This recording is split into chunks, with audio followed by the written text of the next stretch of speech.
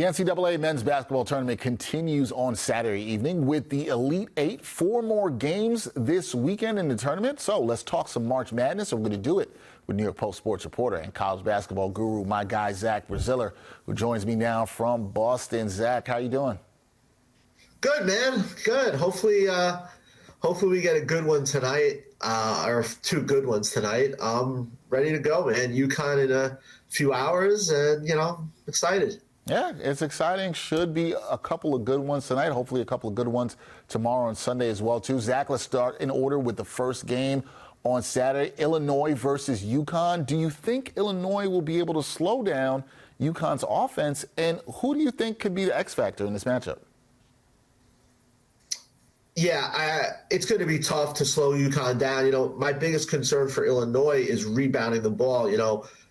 It's one thing to defend UConn. You can't give them second and third chances, and San Diego State did that. Got absolutely crushed on the glass. I thought San Diego State actually defended well. The problem was, the rebounding. They couldn't protect the defensive glass, and that obviously did them in. That's the key for Illinois. Look, Illinois is not a great defensive team. They're ranked around 81st in defensive efficiency. They have defended much better of late. Big Ten tournament title. Iowa State the other day, but they're going to have to rebound the ball. I think the X factor is the UConn freshman, Stephon Castle. Can he slow down or at least contain, Illinois superstar wing Terrence Shannon Jr.? Shannon's been unbelievable, carried the Illini out of the Big Ten tournament title, has been absolutely incredible in the NCAAs, averaging over 28 a game. For Illinois to have any shots, Shannon's got to play great. And if Castle, who's just been a terrific defender all year, and especially in this tournament, can slow him down, or at least contain him, I don't see how Illinois wins this game or is even in it with 5 minutes to go. All right, we will see if Illinois is able to hang in this one. If I remember correctly, you picked UConn to win it all here, so we will see how that goes. You did pick him. Okay, I was correct. I did remember that correctly. Don't want to mess up anybody's bracket or your bracket. But the nightcap on Saturday, that features Clemson versus Alabama. Both teams here, they've shown some resilience throughout this tournament. Will mental toughness be a major factor in this game, Zach? And which school do you believe has the edge in that department? Yeah, it's going to be a fascinating game. I'd like to know the person who picked this as an Elite Eight matchup. A lot of people thought Clemson would lose their first game of the tournament against New Mexico. Obviously didn't happen. Clemson's on an incredible run. They didn't really finish the regular season great, but they've been absolutely terrific in this tournament. I was very surprised to see them beat Arizona. They're a team that can score inside and out. Bama is an awesome offense team. Mark Sears, I kind of look at it as call him Jalen Brunson light. He kind of reminds me of Brunson just with how smart he is, and he's not the most athletically gifted guy, but he just has such a great basketball IQ. Then you have the former Hofstra star Aaron Estrada, who's had a terrific year. Grant Nelson, a stretch forward who really shoots the three well. Look, I think Clemson has the edge inside. Alabama really doesn't have a dominant big man, but I think Alabama is just too good on the perimeter. I think Sears and Estrada get it done. I think Alabama reaches its first ever Final Four.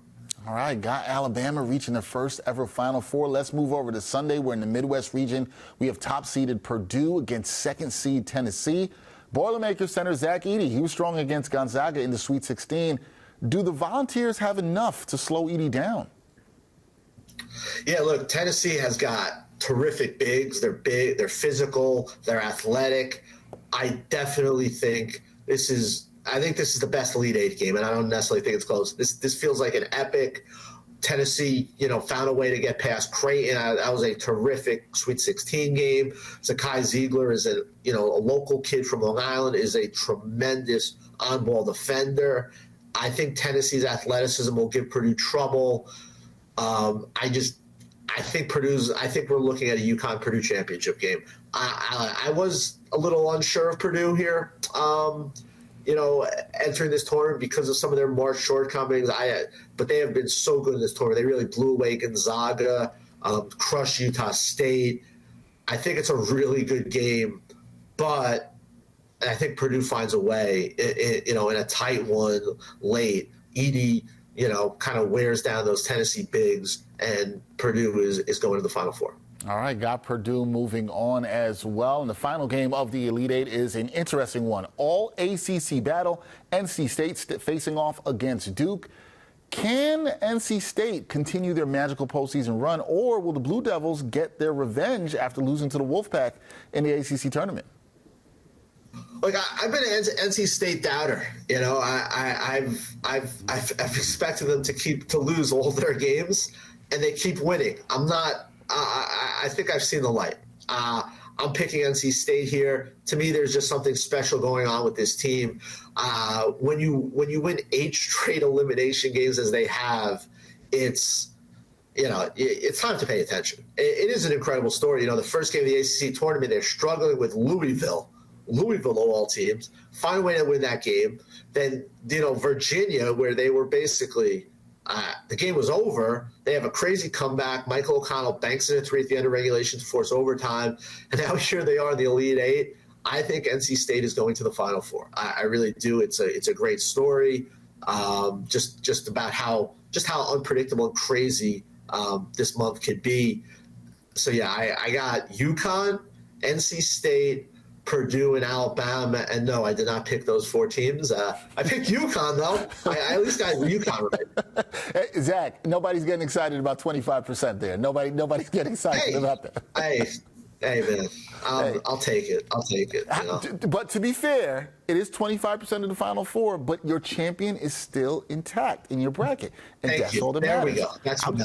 I'm just here to give you some love, Zach. Just here to give you some love. That is my guy, Zach Brazilla, great sports reporter for the New York Post covering college basketball. Zach, enjoy those Elite Eight games. We will talk soon.